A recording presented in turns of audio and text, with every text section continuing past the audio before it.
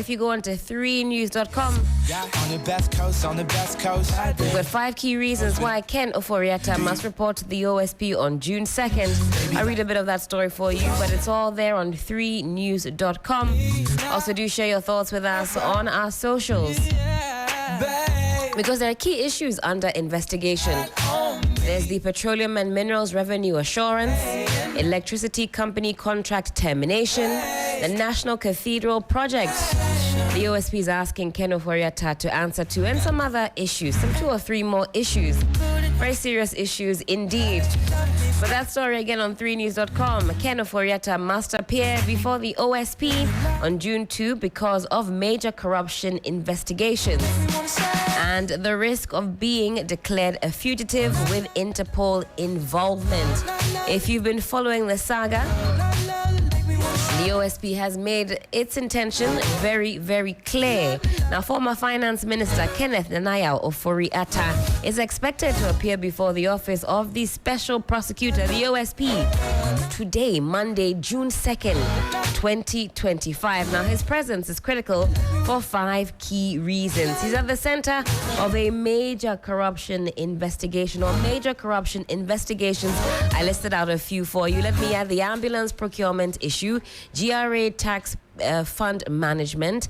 The issues, they're meaty, they're mighty. Somebody might need some sharp teeth to sink into them. I know just the individual, Mr. Hughes. Hello, Helen. This weekend, I can just watch your face and tell you what you ate. Oh, why? Are you now a grada or what? Oh, a jagraja. You had pawpaw. Oh, no. Hey. Far from me. Banana, yes. Yes, I was just coming. Please. Banana, orange. What else? You had plantain. No. Hey. I'm not a fan of that. Let me go back to my... I had yam. Yeah, sisters. Please, madam. Plantain and yam, sisters. I beg you. You're looking very fresh and looking very young. Thank you. It's June 2.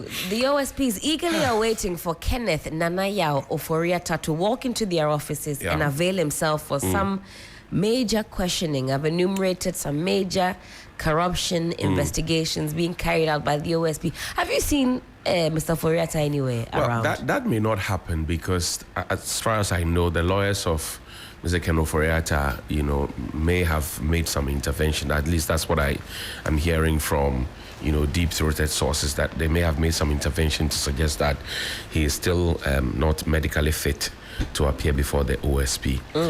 You were going through some of the the things that the OSP was investigating. Quickly run through the Minerals and Petroleum Revenue Assurance. That's the SML deal, the popular SML deal. That's one of them. The Electricity Company of Ghana, the termination of the contract between Beijing Xiaosheng Technology. You remember that, the street lights and all of those ones, yes. And then there's also the National Cathedral Project, the controversial one. Transactions related to that, procurement procedures that were breached, and all of those ones. And then you're talking about the ambulance procurement as well. The ambulances that were procured, the 307 ambulances, was a major campaign message for the NPP in the 2020 elections and even the 2024 elections, suggesting that, look, it has never happened in the history of this country before that, a government has come and has provided that number of ambulances. Well, the OSP is investigating it because they say there's a Ministry of Health contract with Service Ghana Auto Group Limited regarding the purchase and maintenance of those 307 ambulances. And finally, there's also a GRA tax P fund management, handling and disbursement of funds from the tax fund account of the GRA. So these are the 5 things for which Mr. Ken Ofori-Atta is being sought after by the Office of the Special Prosecutor.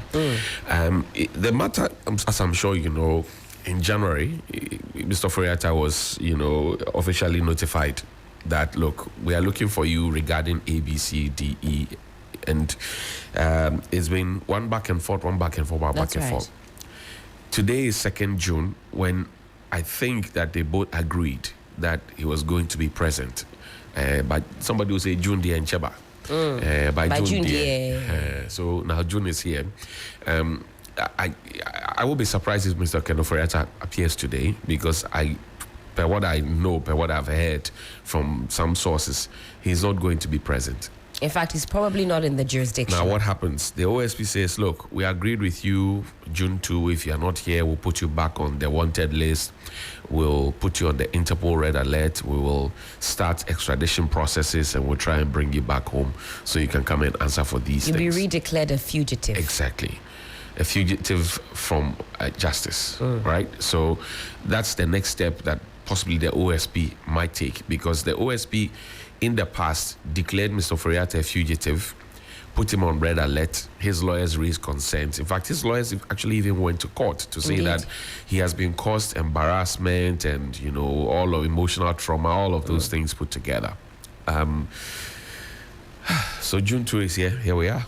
June 2 is here. Here we are. Well, we'll be here. You know exactly where to find us. Others, I'm not too sure where we have to go to get them to the office of the special prosecutor. We have a number of papers in front of us. We'll get into that now. We'll run through the headlines and get into the details. Crosby, are you getting married today? It is strange. It is a strange request being made of you.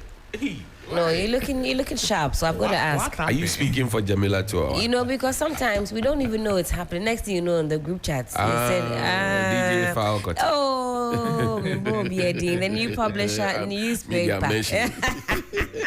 Well, they said, hide nothing, fear nothing. That's what Johnny is doing this morning.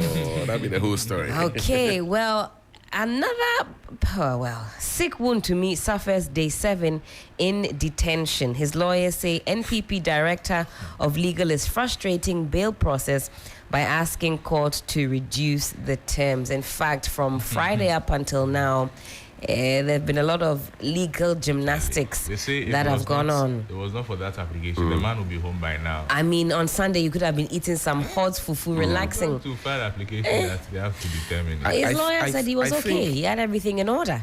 I think that we must put things in perspective. Chairman Woon, to me, is not in custody because the authorities have refused to release him. Indeed. That narrative has not been pushed out there. So people are suggesting that he's been kept for 7 days. He's not been kept for 7 days. He was kept between the 48-hour threshold. He was granted bail. He had two sureties to satisfy. He couldn't satisfy them, which is why he's still there in custody. And then the latest confusion that his lawyer is talking about. That's right. So it's not because the state wants to keep him. It is because they said, okay, you are free to go temporarily. Let's bring A, B, C, D. And he didn't have it at the time. So he had to stay on. It's nobody's doing. It's their own doing. That's why on the front page you have Helen Appiah-Ampofo, lawyer for Chairman Wontumi, former MP. You also have Chairman Wontumi himself. And then you have Gary Nimako, the Director of Legal Affairs for the NPP. I do like that Helen Appiah-Ampofo has been quite candid and forthcoming about how the processes have gone so far. I've heard him commend Iyoko for how the processes have gone. And in fact, he also mentions that it was in his back pocket, this action of going to the court. He had it locked. He had it in his back pocket that, well, it's also an option to go and seek a reduction of the bail. But he wanted to see if he could satisfy that. And that requires some patience and some time. And just at the point where he says he was able to marshal the resources necessary to go and file, he was told, well, somebody has jumped the queue. They've gone and filed. Hold up. Some of our listeners have to be arrested. What's going on? Emil Smith, good morning to you. Capsules Gerald says today should be a holiday. Ken Ofori-Atta is coming. It should be a holiday. Ken Ofori-Atta is coming, so it should be a holiday. Have you seen him in town? And then he comes back to say, Wontumi and Ofori-Atta will switch cell rooms. You can't be sad in this republic. Yeah, you can't be. All you need is data, I tell you. Let me carry on with the new publisher. Man found with his head cut off in Tema Gold Board already doing wonders. Mahama praises CEO Sami Jemfi. The Today newspaper: empower schools to dismiss recalcitrant students. EduWatch speaking to the government there. Prepare for leadership positions. Indum tells NSBT graduates.